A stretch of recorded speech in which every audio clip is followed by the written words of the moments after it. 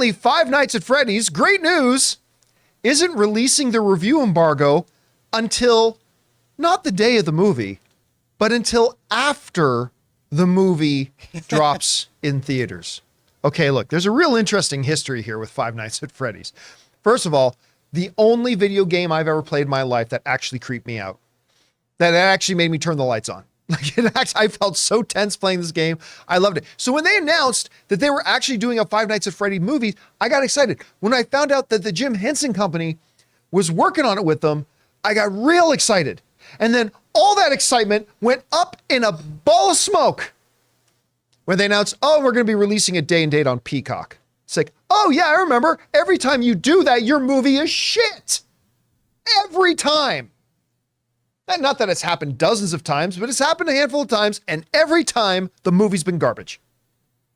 So I instantly lost all my enthusiasm for the movie. At least, now let me rephrase. I lost any belief in the movie. There was still remaining some enthusiasm to see it because it's still Five Nights at Freddy's. Oh, but whatever scrap of optimism that may have still been there is now gone. This comes to us from The Direct, who wrote the following. According to Horror Movie News Insider Critical Overload on X, reviews for Five Nights at Freddy's will be released on Friday, October 27th at 3 a.m. Eastern Standard Time, 12 a.m. Pacific Time. Discussing films, Jacob Fisher confirmed with this information that it was, in fact, the exact time and date that the review embargo was up.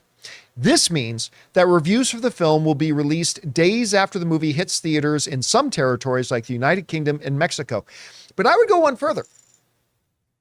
We, of course, know release days are Fridays, but we all know that when that's, movies coming out on Friday, November the 8th, that really means it's coming out Thursday, November 7th. So we all know that Thursday is when the movies come out, right? It has always been a big red flag when a studio has the review embargo not lifted until like the day before a movie comes out or heaven forbid, the day of a movie coming out. That's always been a bad sign because what that tells you is that, hey, the studios think their movie sucks and they know that the reviews are going to reflect that and they don't want people hearing how bad the movie is. Now, I need to point out, there have been a couple of exceptions of times when a movie's had a real late review embargo lifted and it still turned out pretty good. It has happened. It's just rare. Normally, when something like this happens, it's a big red flag. This goes one bit further because the movie's going to open in theaters and on Peacock on the same day, but in theaters on Thursday night. And the reviews still won't be out. Still won't be out. Guys, I'm sorry, but this is the studio trying to con you. Mm-hmm. This is the studio hiding stuff from you. Can you imagine if Apple released a new product and said, yeah, but the tech reviewers, you're not allowed to review the thing until after it goes on sale? Because we don't want people to hear that it's not good. We want to dupe people. We want to con people. We want to swindle people and not let them have the opportunity to hear some critical analysis of the film before you spend your money on it. It's not just a red flag. I'll go one step further. This is despicable behavior. Because this is literally a studio trying to con you out of your, not give you the opportunity. Guys, don't listen to anybody. Just listen to the millions of dollars that we put into a marketing campaign and just listen to this finely crafted piece of propaganda that we've made to convince you to give us your money. Don't listen to anybody else. It's horrible. It's a horrible practice. Now listen, I say that. I haven't seen the movie yet. I may go in to watch this movie and I might have a great time. I know Ray's looking forward to it. Oh, yeah. He's liked the trailers. You have liked the trailers though, right? The last one, yeah. It was better. Not terrible. The first two were a little funny to me. It seemed very cute. Not Seinfeld funny. It's very cute. I mean, I'm seeing it because I have A-list, but that's the only reason really. Yeah, and I will definitely be taking advantage of A-list when I go to see it.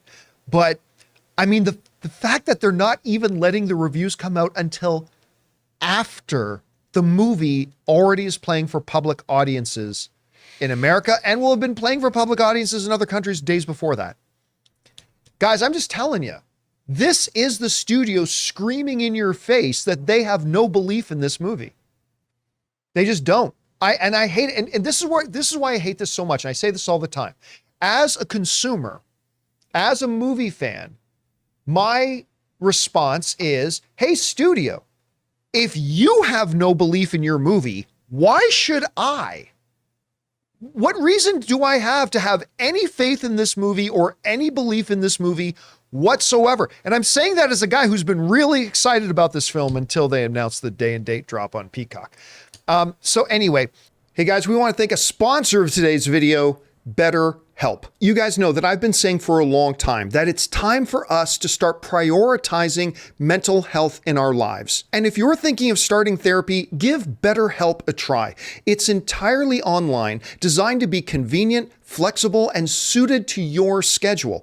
Just fill out a brief questionnaire to get matched with a licensed therapist and switch therapists anytime for no additional charge. I've pointed this out many times, but we as adults know that we need to prioritize our physical health, and so we encourage each other and cheer each other on when we take steps for improving our physical health, like going to the gym. Well, it's time that we prioritize our mental health the same way. We need to encourage each other to take those steps and encourage ourselves to do that as well. So guys, take that step in prioritizing your mental health by going to BetterHelp. Visit betterhelp.com/Campea today and get 10% off your first month. That's BetterHelp, HELP.com/Campea. Chris, you see this? We've seen late review embargoes. Not often we see review embargoes after the movie already comes out. Where's your excitement level right now for Five Nights at Freddy's? Oh my gosh, it's subtorrential. I mean, it's so low. I can't even see it anymore. This was a horror movie that I was actually excited about seeing. I was actually really pumped about seeing this because I love Jim Henson stuff. The games are so messed up and very, very scary. And I love Josh. I think he's wonderful. I do too. I think he's wonderful. He's so great and he's so underrated. And I want him to do well things. He's just a little guy. I love him so much. He's wonderful. But when you date something, I lose all faith in it being a decent movie. And you brought up A-list. I don't even want to pay my 50-cent service fee at Regal when you do this to me. Yeah. I'm going to stay home and watch it on Peacock because I have that because of wrestling. No service fee on the A-list. Yeah. I can just go. Oh, see, that's nice. I don't want any part of it then. And I can try to be altruistic and say, well, maybe, there's a really big twist or, the game had multiple. That's always the excuse they give. Exactly. That's always the excuse. Especially with horror, right? There's a huge twist in it. And with Five Nights at Freddy's, depending on what you did, you could have different endings. But I don't anticipate this being frickin' Clue where different theaters are playing different things. I think this just means this is a terrible movie. And that really bums me out because this looked so fun and so messed up. And now I think it's just going to be messed up in all the wrong ways. And Blumhouse has been doing pretty well lately, I think, with the Black Phone. What else did they release? What did they release? No, that was Disney. Here's the thing about Blumhouse. Well, they did The Exorcist, which wasn't great. Oh, right. Blumhouse has put out a lot of bad stuff. Right. The thing is, they've also put out some really great stuff. And they have those low budgets. And they always do it for super low budget, right? Like, I can't remember again, what was Elizabeth Moss's The Invisible Man? Wasn't that $8 million? Oh my gosh, it was made for nothing. They made it for literally pocket change. It was a MacGyver budget. And it was wonderful. And that's the thing about Blumhouse, right? And that's the great thing about them. They will roll the dice. They will try these weird little projects. Some of them will be really bad. The budget was $7 million. On what? The Invisible Man. On The Invisible. Oh $7 million. Like, for a lot of movies, that's your catering budget on a lot of movies. They did that movie for $7 million. They are great, but not everything they do is great. So, I don't know, guys. I think this thing is shaping up to be a real freaking car wreck. But we'll see. I just wish the studio would show some more confidence in it.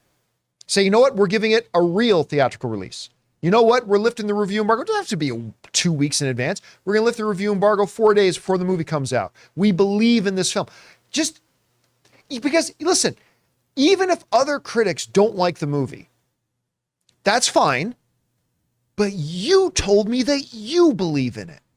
And that's important to me as a consumer. And they're just not doing that. And not only that, it's a great time to release this movie. It's Yes, it Halloween. is. People want to go theaters to watch something scary or dumb scary. It Oh, you doesn't mean matter. August. They're August looking for isn't the this. date for that. Like Haunted Mansion. You don't do that in August. Yeah. Oh, You know, when it's 105 degrees out and you're Yeah. like, I want to put on a sweater, drink cider, and watch Haunted Mansion. Hey guys, thanks so much for watching this video. Make sure you like the video, leave a comment, and subscribe to our channel. And don't forget, we have a daily podcast called the John Campea Show podcast, available on Apple Podcasts, Spotify, or your favorite podcasting app of choice. Go and subscribe to it today so it'll be there when you need it.